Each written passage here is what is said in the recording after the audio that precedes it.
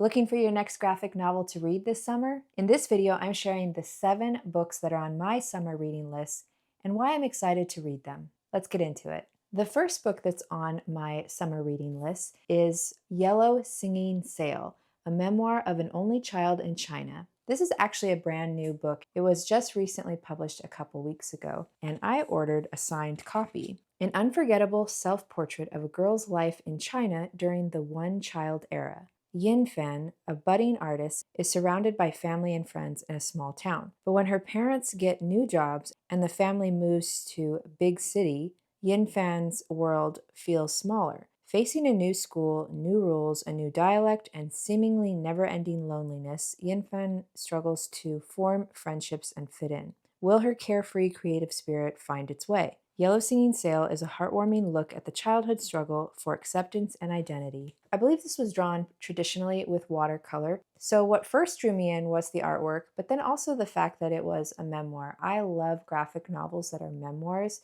A lot of them tend to be some of my favorite stories. So I'm excited to check this one out. The next 2 books are also recent additions to my book collection. So I went to an author book event here in the Bay Area. I love to go to book events. Whenever I see a graphic novel artist author coming to my area, whether I've read their book or not, I try to make an effort to go to the event so that I can see their work, meet them in person, and get them to sign my books. So the event was actually for this book, Gasians by Mike Curato, but I bought both of his books so that I could get them signed. I think last year it was on a banned book list, so I was really curious to read it.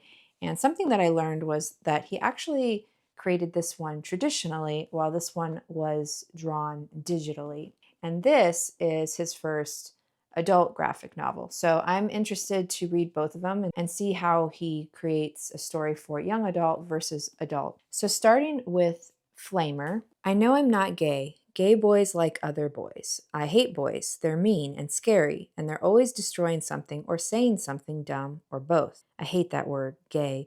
It makes me feel unsafe. It's the summer between middle school and high school, and Aiden Navarro is away at camp. Everyone's going through changes, but for Aiden, the stakes feel higher. As he navigates friendships, deals with bullies, and spends time with Elias, a boy he can't stop thinking about, he finds himself on a path of self-discovery and acceptance. Award-winning author, artist, and Eagle Scout Mike Curato draws on his own experiences in his debut graphic novel, telling a difficult story with humor, compassion, and love. There's something about the artwork in this book where I can tell it definitely does feel that it was done traditionally. It's mostly in black and white, but there are some bits of color in orange and red that come from the flames.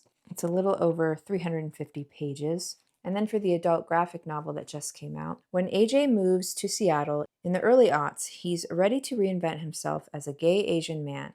But his dreams hit reality fast with no friends, no job, and in an apartment so far out, not even lesbians live there. Then a spilled drink at a bar introduces him to Kay, a glamorous drag queen, John, a shy gamer, and Steven, a reckless flirt. AJ's Boy Luck Club helps him find love, pride, and belonging, until a brutal attack tests everything they know about friendship and family. Meticulously observed and gorgeously illustrated, Gasians is a fierce, funny, and tender story of queer resilience and self-discovery. I just think this cover is so beautiful. I love this floral pattern. It's not actually gold, but it kind of looks that way by the way that it's printed.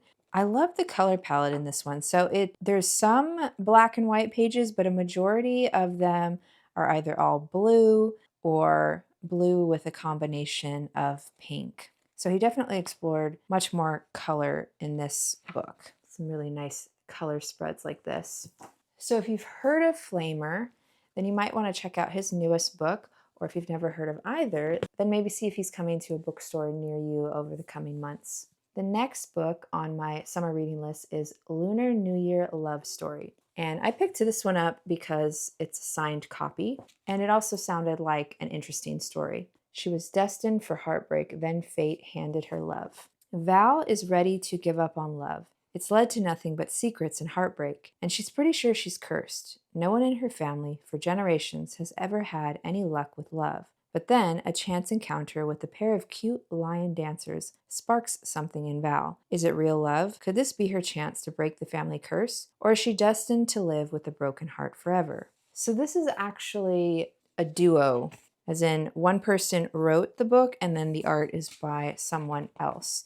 And I think they have partnered together on other books in the past. This is pretty much in full color. So just by reading the synopsis in the bookstore, I was intrigued enough to want to read the story. It does have really good art, very detailed, especially these pages with dragons, as you can see from here. So I love a good love story, graphic novel, and it just seemed like a really interesting story to me. The next book is Murmur, and unfortunately I don't know who it's by because it's in characters in another language. And I just picked this one up from Silver Sprocket, a comic book store in San Francisco. And this is a sealed copy, so let's open it up together. There was a display copy at the comic book store that I looked through, so I did see what the art looked like. I always appreciate it when bookstores have sealed books, especially when they're really delicate materials. I wish more bookstores would do that.